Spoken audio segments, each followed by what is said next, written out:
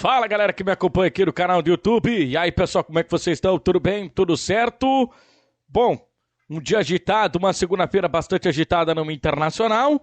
Anúncio de duas demissões, duas baixas do departamento de futebol e a permanência do trabalho do técnico Mano Menezes. Vamos falar a respeito disso depois da vinheta.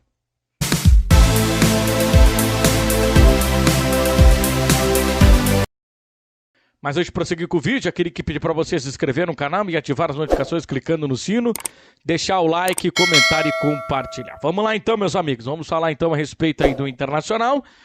O presidente Alessandro Barcelos concedeu uma entrevista nesta segunda-feira, onde ele acabou falando sobre as mudanças no departamento de futebol.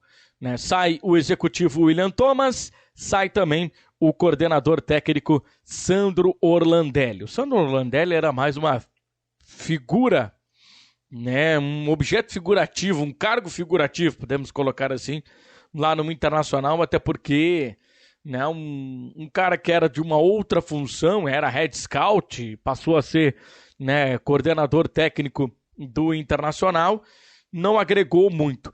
E o William Thomas, que acabou pagando o pato justamente por tudo que aconteceu ontem lá na zona mista, na Arena do Grêmio. Ele não garantiu, ele não confirmou a permanência do técnico Mano Menezes, ele falou em continuidade do trabalho, ele falou em avaliação do trabalho, então isso acabou não pegando bem com o técnico do Internacional, que segue prestigiado. Talvez aquilo que a torcida mais quisesse do presidente Alessandro Barcelos nessa segunda-feira fosse o anúncio da saída do técnico Mano Menezes, e não foi o que aconteceu. Mano Menezes segue como técnico do Internacional e ele, inclusive, deu a sua comissão técnica, deu treinamento nesta segunda-feira e ele segue como comandante do Internacional. Muitas informações foram divulgadas de que o Mano estaria fora, de que a demissão seria anunciada. Isso mostra que houve divisão na direção do Internacional. Alguns pares da direção do Conselho de Gestão do Colorado queriam a demissão do técnico Mano Menezes e outros queriam a permanência do Mano Menezes, principalmente o presidente Alessandro Barcelos, que foi quem bancou a permanência do técnico Mano Menezes. Por mais que a direção, por mais que a torcida, melhor dizendo, do Internacional não quisesse a permanência do técnico Mano Menezes. Vamos ver o que vai acontecer. O Inter tem desafios pela frente, tem o Metropolitanos nessa quinta-feira lá em Caracas, na Venezuela, pela Copa Libertadores da América. É um jogo de vida ou morte, o Inter precisa vencer, precisa somar os 3 pontos, porque se não somar 3 pontos, se complica na tabela, justamente por conta dos 2 pontos que deixou para trás no jogo contra a equipe do Nacional, sem contar que no final de semana o Inter tem um desafio importantíssimo contra o Bahia pelo Campeonato Brasileiro, e se não vencer, muito provavelmente vai entrar na zona do rebaixamento, e também tem, no meio da outra semana, um jogo contra a equipe do América. O presidente faz tudo isso por conta de uma promessa que ele tem com o técnico Mano Menezes, de que não o demitiria enquanto os reforços não chegarem. Há a possibilidade de o Éner Valencia chegar já ali em meados de junho, já em meados do mês que vem, assim também como o Gustavo Cuéllar, que é uma negociação que tem a participação direta do técnico Mano Menezes, já que Mano Menezes é amigo pessoal do colombiano. Enfim, é uma situação complicada porque a torcida queria uma coisa, a direção acabou fazendo outra, mantendo o técnico, mas claro, mexendo em algumas peças da sua direção. Obviamente que no Sandro Orlandelli não vai fazer muita diferença, ele, enfim, pouco aparecia, pouco falava, pouco agia nos bastidores do Internacional, mas o William Thomas sim, porque ele era uma peça ativa e que participava das contratações. Ele trouxe esses jogadores que, nesse momento, se tornam insuficientes para a demanda do Esporte Clube Internacional, no caso aí de jogadores que acabaram sendo contratados nesse momento. Lembram do ano passado, quando né, o presidente demitiu o Paulo Brax após a derrota e a eliminação para o Globo e manteve, pelo menos por mais um mês, o técnico Alexander Medina no cargo e depois só foi demitido da estreia no Campeonato Brasileiro quando acabou perdendo para o Atlético Mineiro e logo em seguida o Mano Menezes foi contratado. Pois é, o filme parece repetido, né? O presidente disse que não tem relação alguma, que não é parecido, são circunstâncias diferentes. Mas, obviamente, que esse filme passou na cabeça do torcedor. O torcedor tá com isso ainda na retina.